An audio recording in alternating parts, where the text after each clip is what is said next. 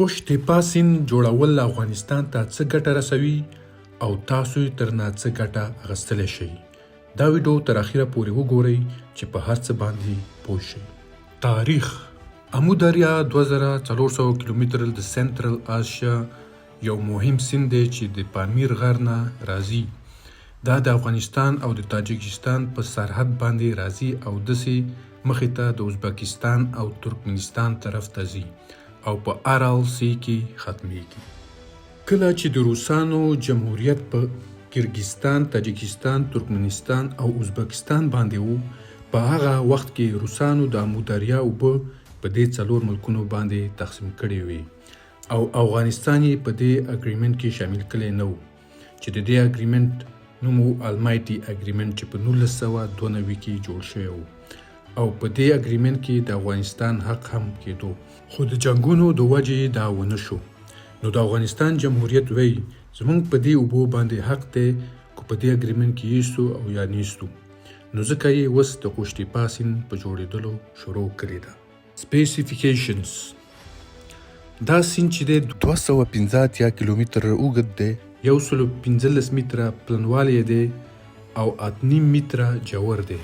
د دې سیند شروعات چې دی په مارچ 2022 کال کې شروع شوی دی او دا به د خیر سره 2030 کال کې خلاص شي. 5500 کیلومتره هکتار ځمکه په دې کانال باندې زرغونه شي. 200 کمپنۍ پکې کار کوي. 3300 ماشینونه پکې استعمالیږي. 5500 کارګران پکې کار کوي او دې باندې ټول مصرف تقریبا 600 میلیونه ډالر راځي. د افغان نېشنل ډیولپمنټ کمپنی ANDC د خوانه څارل کیږي. دا کانال په 3 برخو کې جوړیږي.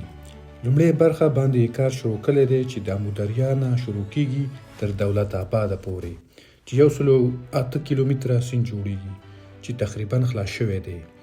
دویمه برخه د دولت آباد نه شروع کیږي تر اندخوی پورې چې 120 کیلومتره سیند دی او د اندخوی نه نورو مختلفو ځایونو ته رکوټي کانالونه تیروي. خواله او بدواله د دې سیند: لومړی خواله دا دی چې اګریکلچر به دې سره ډیر ښه شي، نور هیوادونو ته به اړتیا نه لري، کاروبار به ورسره ډیر ښه شي، 2.5 لکه کارونه به نور پیدا شي او ډیره ځمکه به ورسره زرغونه شي او ایکسپورت به ورسره ډیر زیات شي.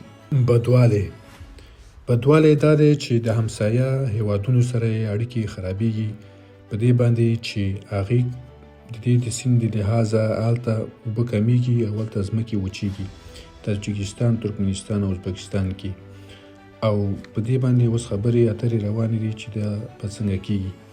خو افغانستان هېڅکله نه غواړي چې هغوی سره اړیکې خرابې کړي، ځکه په دا ترکمنستان او ازبکستان باندې لاره تلې ده یوروپ ته چې کله افغانستان یوروپ څخه غواړي ټریډینګ وکړي نو دغه لاره باید استعمال کړي. خو که دې ملکونو سره اړیکې خرابې شي نو بیا دغلته افغانستان ته مشکلات جوړېږي او تاوان کې راځي.